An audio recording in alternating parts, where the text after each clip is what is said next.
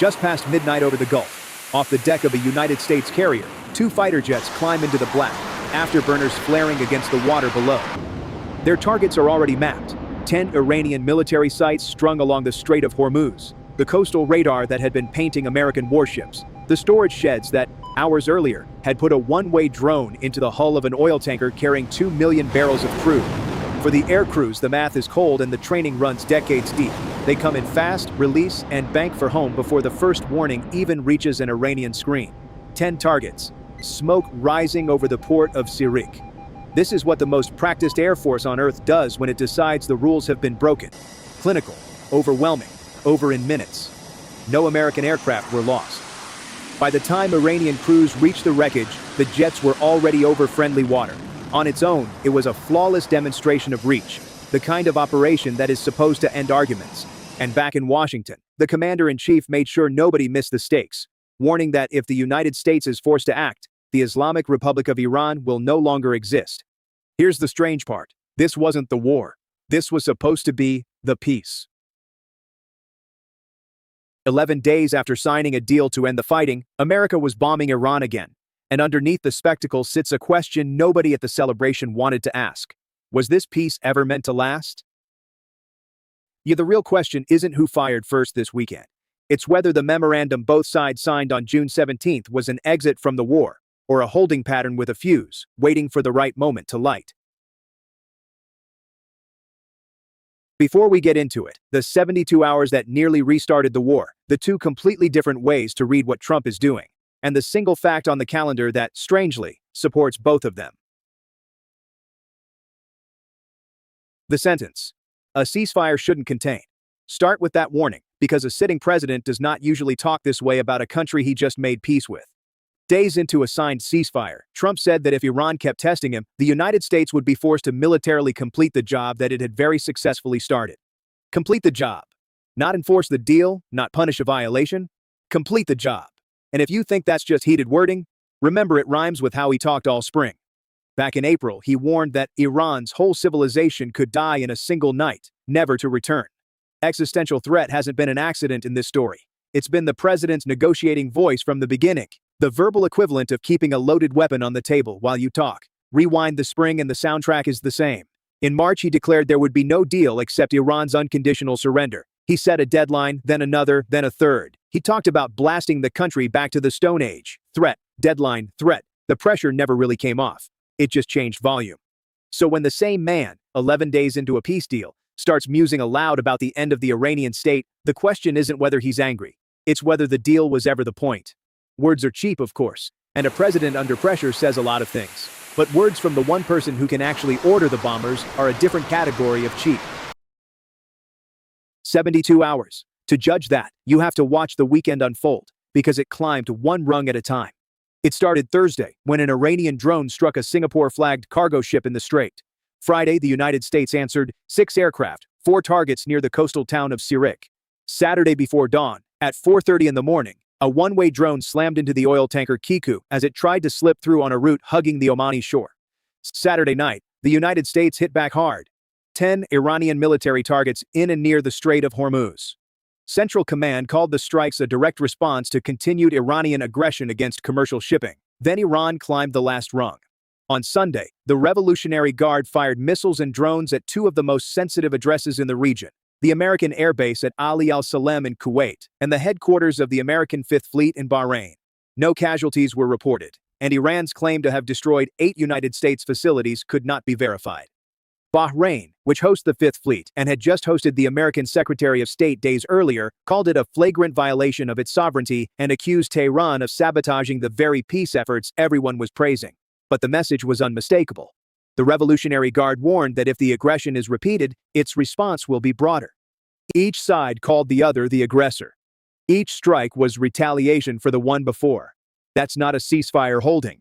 That's a ladder. The war nobody officially ended. And here's why the ladder is so easy to climb. There's barely a deal to break. The memorandum signed on June 17th is a vague 60-day framework, a promise to keep talking, not a settlement.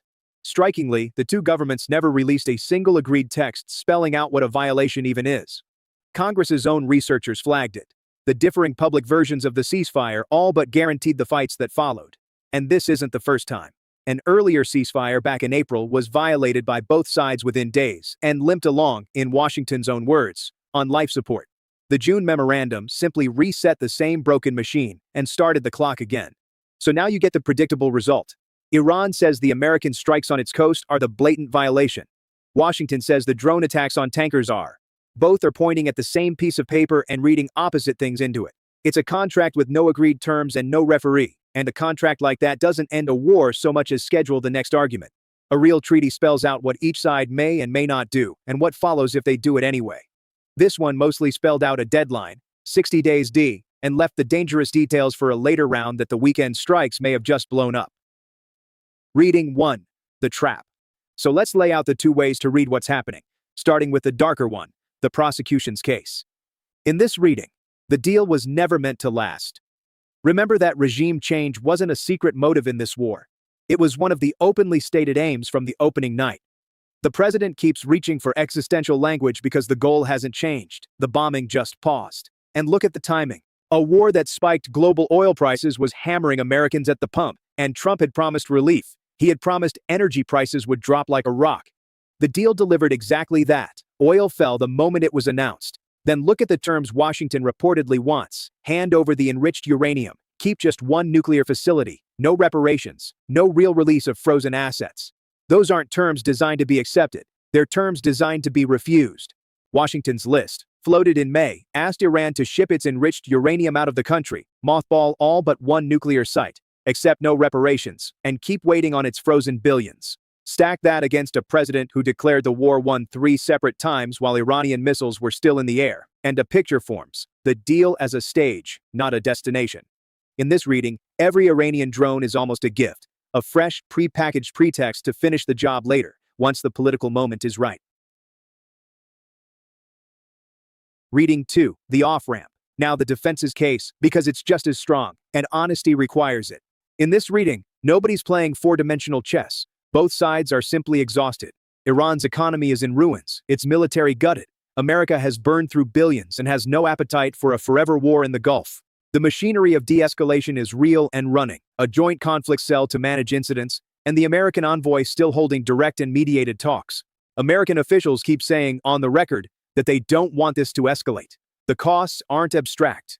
The Pentagon's own running tab for the operation has passed $29 billion, and Iran's economy is flat on its back.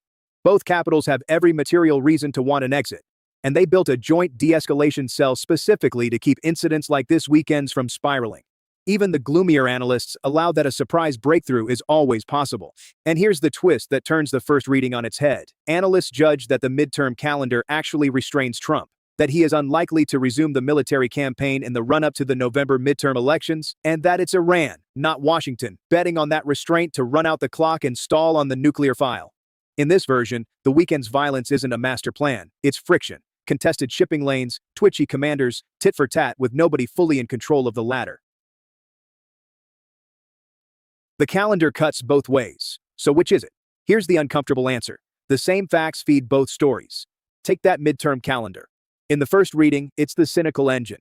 Cool the oil, bank the political win, resume the war after November when the votes are counted. In the second, it's the leash. A president too politically boxed in to restart a war before an election. Same calendar. Opposite conclusions. The cheap gas at the American pump is either the payoff of a trap or the dividend of a genuine truce, and from the outside, those two look identical. It's like watching a man hold a door half open. You genuinely can't tell from across the room whether he's about to walk out or waiting to slam it. The posture is the same either way. The only person who knows is the one holding the handle. That's the honest limit of this. We cannot read the president's mind. What we can see is that whatever plan actually exists, the timeline serves it, and that a deal this thin gives him room to call it either way, right up until the moment he chooses. And that ambiguity may not be a flaw in the strategy at all. For a negotiator who prizes leverage, it might be the most valuable thing he owns. As long as nobody, not Tehran, not the oil markets, not even his own officials, can be sure which way he'll move, everyone keeps bargaining against the worst case. The fuse or the exit. Step back and look at the whole structure. A vague 60-day framework with no agreed terms. A shipping lane the United States Navy is redrawing by force, while Iran attacks the ships that use it. Existential rhetoric from the top.